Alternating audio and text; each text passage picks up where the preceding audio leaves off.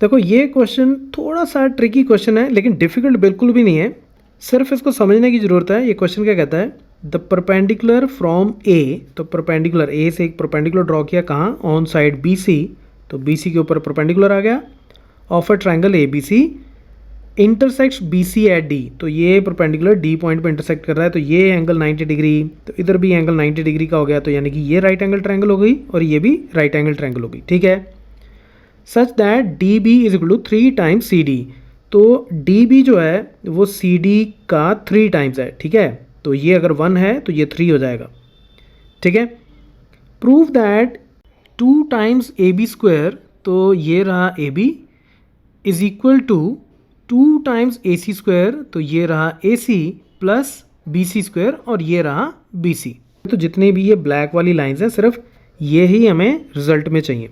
अब देखो इसमें कन्फ्यूजन क्या होती है स्टूडेंट्स को, ये ट्रायंगल समटाइम्स देखने से ऐसे लगती है कि जैसे ये राइट एंगल ट्रायंगल है और ए के ऊपर राइट एंगल है, लेकिन हमें ये A B C right angle triangle नहीं गिवन, ओके। तो हमें सिर्फ ये वाली ट्रायंगल और ये जो राइट एंगल ट्रायंगल, ये जो दो राइट एंगल ट्रायंगल्स बनती हैं, इन्हीं पे ही पाइथागोरस थ्योरम को अप्लाई करना है और वहाँ से हम ये जो हमें गिवन है रिलेशनशिप, इसको यूज़ करेंगे। कैसे, ये मैं बताता हूँ। इसको हम बाद में यूज़ करते हैं, पहले हम क्या करते हैं कि इन दोनों के ऊपर पाइथागोरस थ्योरम लगाते हैं और उसमें से हम क्या करेंगे कि हमें ये पता है कि ए डी दोनों की कॉमन लाइन है, ठीक है, और रिजल्ट में हमें ए डी चाहिए नहीं, ठीक है। तो हम सबसे पहले क्या करते हैं कि ए डी स्क्वायर को एलिमिनेट करने की कोशिश करते हैं और देखते हैं हम कहाँ तक पहुँचते हैं। तो हम जहाँ तक पहुँचेंगे वहाँ पे फिर हम इस रिजल्ट को यूज़ करेंगे। कैसे, वो मैं आपको बताऊँगा। तो सबसे पहले हम ये राइट एंगल ट्रायंगल ले लेते हैं A D C, in right angled triangle A D C. A C hypotenuse हो गया, तो यहाँ से आ गया A C square is equal to A D square plus C D square, और यहाँ से मैं ए डी स्क्वायर की वैल्यू निकाल लेता हूँ। ए डी स्क्वायर मेरा कितना हो जाएगा A C square minus C D square, और इसको मैं बोल देता हूँ इक्वेशन नंबर 1, ठीक है। और अब मैं ये दूसरी वाली राइट एंगल ट्रायंगल ले लेता हूँ, in right angled triangle A D B. अब इसमें मुझे पता है कि ए बी जो है ये हाइपोटेन्यूज है, तो इसका स्क्वायर जो है वो बाकी दोनों साइड्स के स्क्वायर के सम के बराबर हो जाएगा, यानी कि A D square plus D B square. ये भी पाइथागोरस थ्योरम थी और यहाँ पे भी हमने पाइथागोरस थ्योरम लगाई है। तो यहाँ से अभी मैं ए डी स्क्वायर की वैल्यू निकाल लेता हूँ। This implies A D square कितना हो गया, हो जाएगा A B square minus D B square, ठीक है। डी बी स्क्वायर उधर जाके माइनस हो गया, इसको बोलते हैं equation number 2। So from 1 and 2 ये भी ए डी स्क्वायर, ये भी ए डी स्क्वायर, तो ये आपस में बराबर हो जाएंगे। So from 1 and 2 A C square minus C D square is equal to A B square minus D B square.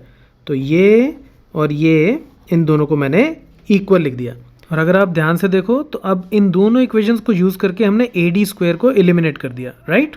अब देखो रिजल्ट में मुझे ए सी स्क्वायर चाहिए, ठीक है, सी डी स्क्वायर नहीं चाहिए, ए बी स्क्वायर चाहिए, डी बी स्क्वायर नहीं चाहिए, लेकिन बी सी स्क्वायर चाहिए। तो इसका मतलब ये टर्म इसको मैं बी सी की फॉर्म में कन्वर्ट करूँगा और ये टर्म इसको भी मैं बी सी की फॉर्म में कन्वर्ट करूँगा, और उसके लिए मैं इसको यूज़ करूँगा। कैसे, वो मैं अब आपको बताता हूँ। अब देखो हमें यह पता है कि बी सी कितना है, देखो बी सी जो है वो है C D plus D B, ठीक है। B C D plus D B है, ठीक है।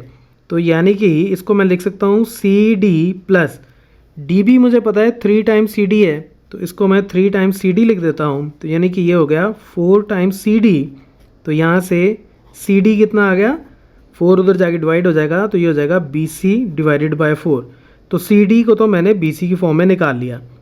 सिमिलरली मैं फिर से इसी रिजल्ट को यूज़ करता हूँ कि बी सी जो है वो क्या है, C D plus D B, ठीक है।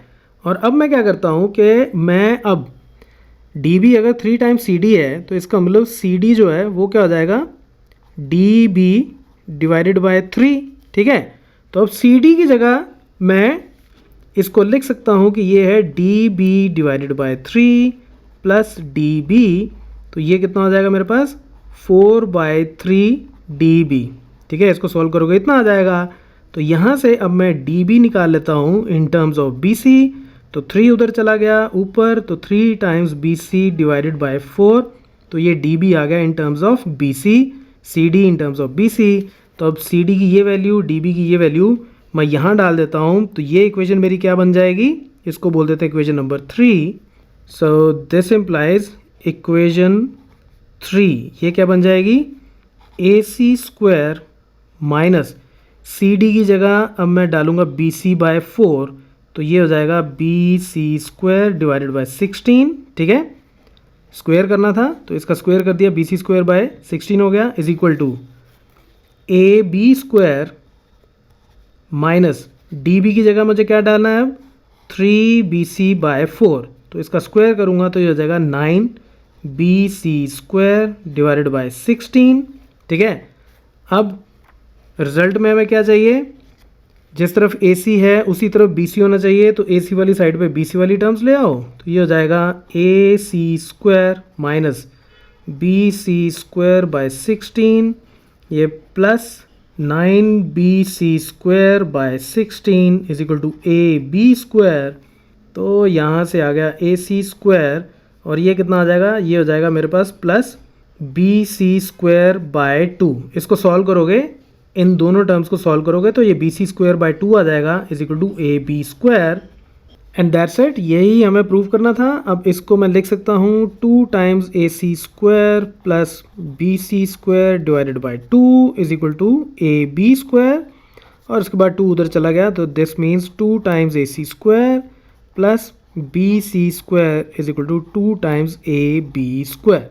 तो ये मेरा जो रिजल्ट था, जो मुझे प्रूव करना था, वो मैंने प्रूव कर दिया, hence proved, right. So that's it from this tutorial, keep watching मैथमाफिया।